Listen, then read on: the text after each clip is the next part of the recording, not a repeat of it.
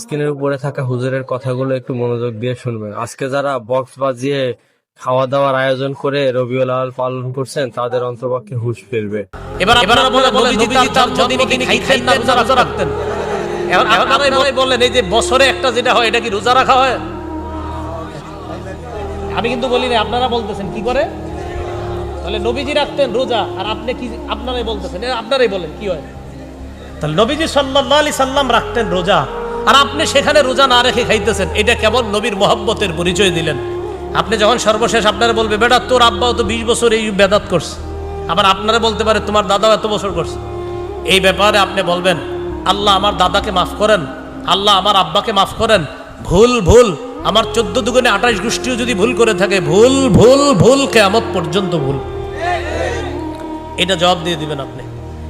সর্বশেষ কথা 12 নাম্বার, এটা আমার সাথে একটু যুব সমাজ সহ সবাই বলেন, বলেন বেদাতের পরিবর্তে আমরা ব্যাপকভাবে সুন্নাহের প্রচার করব। এত বেশি সুন্নাহের প্রচার করব, আমাদের সুন্নাহার প্রচারের ফলে বেদাতের যেন কবর হয়ে যায়। তাহলে বেদাতের বিপরীতে আমরা কি প্রচার করতে হবে? এই মাহফিলটা হয়েছে যুব সমাজের উদ্যোগে শোলাকিয়ার। এই যে শোলাকিয়া মাঠে অনেকগুলা গাছ, এই গাছের মধ্যে সুবহানাল্লাহ লেখা থাকতে হবে, আলহামদুলিল্লাহ লেখা থাকতে হবে, আল্লাহু আকবার। রাস্তার পয়েন্টে পয়েন্টে থাকতে হবে, ডান পাশে হাঁটা সুন্নত। রাস্তার পয়েন্টে লিখে দিবেন যে সুবহানাল্লাহ বলা, আলহামদুলিল্লাহ বলা, এটা বলার উপকারিতা কি। যেমন ওনার সাথে আমার দেখা, আমারে বলতে পারে আচ্ছা হুজুর সুবহানাল্লাহটা কে লিখলো, কি বলছে আমারে, কি বলছে? উনি কিন্তু সুবহানাল্লাহ বলে ফেলছে, জান্নাতে কিন্তু গাছ একটা হয়ে গেছে। আবার জিজ্ঞাসা করে আচ্ছা আলহামদুলিল্লাহটা কে লিখলো, আলহামদুলিল্লাহ বলে ফেলছে।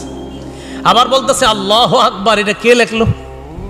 আমাদের উজানি মাদ্রাসা যাইতে দেখবেন প্রায় গাছের মধ্যে সুবহানাল্লাহ, আলহামদুলিল্লাহ, লা ইলাহা ইল্লাল্লাহ, আল্লাহু আকবার, এইভাবে প্রচার করা। মসজিদের ওযুখানার মধ্যে লেখা থাকতে হবে মেসওয়াক করা সুন্নত। এগুলা লেখার কারণ কি? এই আপনার লেখা দেখা যদি 10 জন মেসওয়াক কিনে, তাহলে আপনি প্রচার করার কারণে রাসূল সাল্লাল্লাহু আলাইহি সাল্লাম তিরমিজির বর্ণনায় বলেছেন 2677 নম্বর হাদিস, একটা সুন্নত প্রচারের ফলে যদি অন্য কতজন আমল করে, আপনি একজন প্রচার করলেন আর 100 জন আমল করে, 100 জনের সওয়াব আপনার আমলনামায় আল্লাহ দিবেন।